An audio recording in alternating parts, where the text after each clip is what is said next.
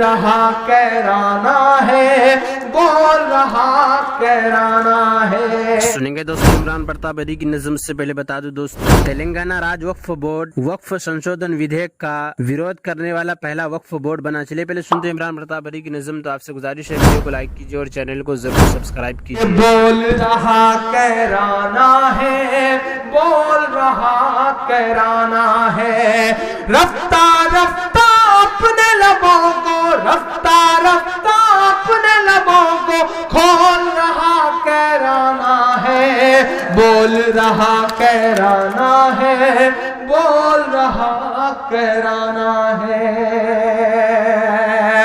الہ آباد میں راشٹریہ ادھیویشن میں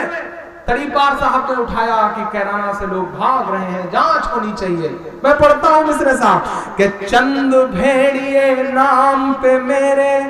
اپنی روٹی سینک رہے، چند بھیڑیے نام پہ میرے اپنی روٹی سینک رہے، نئے شگوفے لے آئے جملوں پر جملے پھینک رہے، ایک دنگائی پھر سے یاتراؤں کا ناٹک کھیل رہا،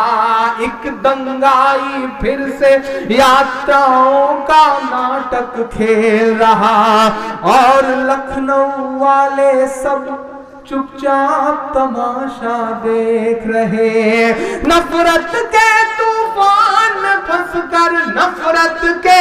طوفان میں پھنس کر ڈول رہا کیرانہ ہے، بول رہا کیرانہ ہے، بول رہا کیرانہ ہے، رفتہ رفتہ اپنے لبوں کو، رفتہ رفتہ اپنے لبوں کو کھول رہا کیرانہ ہے، بول رہا کیرانہ ہے، بول رہا کیرانہ ہے۔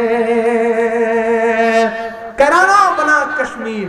پروگرام چلائے گئے ٹی وی چینلوں پہ، 4-5 دن سے سوشل میڈیا پہ ایک کارٹون بہت شیئر ہو رہا ہے صاحب کہ اگر ہمارے دیش کے پردھان منتری جی اپنے طلبوں میں زہر لگا کر کے سو جائیں رات میں تو صبح ہندوستان کے کئی اہم پترکار مرے ہوئے پائے جائیں گے۔ میں پڑھتا ہوں مصرع صاحب کہ مجھے جو نفرت کی تحریر بتانے پر آمادہ ہیں، مجھے جو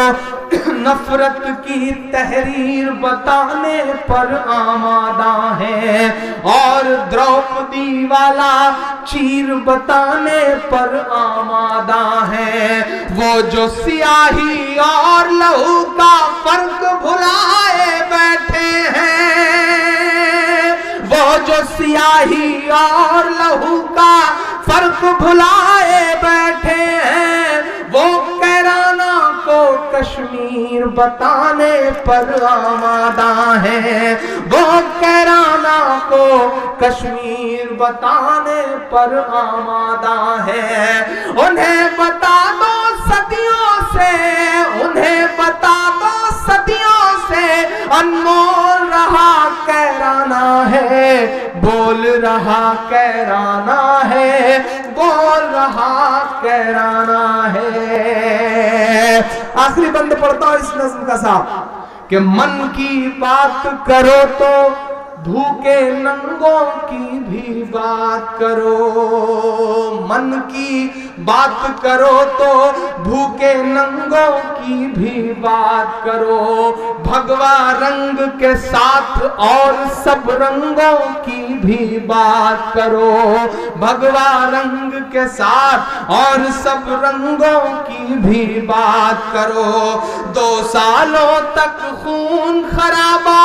لفاظی ہی لفاظی، 2 سالوں تک خون خرابہ لفاظی ہی لفاظی، چائے پہ چرچا کرنے والوں دنگوں پر بھی بات کرو، چائے پہ چرچا کرنے والوں دنگوں پر بھی بات کرو، تم کہتے ہو زہر فضا میں، اب سمیٹ کر کے تالیاں بجے اس نظم کے لیے، میں نے بڑی ہمت سے کہی ہے نظم، تم کہتے ہو،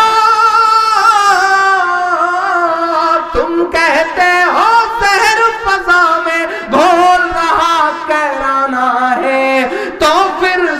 لو چیخ چیخ کر بول رہا کہرانا ہے، بول رہا کہرانا ہے، بول رہا کہرانا ہے۔ ناظرین، عمران پرتاپ بری کی نظم سننے کے بعد آپ اپنی رائے میں کیا کہنا چاہتے ہیں وہ نیچے کمنٹ باکس میں ضرور بتائیں۔ تو منتخب احادیث سے کچھ خاص باتیں سنتے ہیں۔ حضرت ابو ہریرہ روایت کرتے ہیں کہ رسول اللہ صلی اللہ علیہ وسلم نے ارشاد فرمایا، جو شخص کثرت سے مسجدوں میں جمع رہتے ہیں وہ مسجدوں کے ٹھوٹے ہیں، فرشتے اس کے ساتھ بیٹھتے ہیں۔ اگر وہ مسجدوں میں موجود نہ ہوں تو فرشتے انہیں تلاش کرتے ہیں، اگر وہ بیمار ہو جائے تو فرشتے ان کی عیادت کرتے ہیں، اگر وہ کسی ضرورت کے لیے آئے تو فرشتے ان کی مدد کرتے ہیں۔ آپ صلی اللہ علیہ وسلم نے یہ بھی ارشاد فرمایا، مسجد میں بیٹھنے والا 3 فائدوں میں سے ایک فائدہ حاصل کرتا ہے۔ کسی بھائی سے ملاقات ہوتی ہے جس سے کوئی دینی فائدہ ہو جاتا ہے، یا کوئی حکم کی بات سننے کو ملتی ہے، یا اللہ تعالیٰ کی رحمت مل جاتی ہے جس کا ہر مسلمان کو انتظار رہتا ہے۔ حضرت عائشہ رضی اللہ عنہ فرماتی ہیں کہ رسول اللہ صلی اللہ علیہ وسلم نے محلوں میں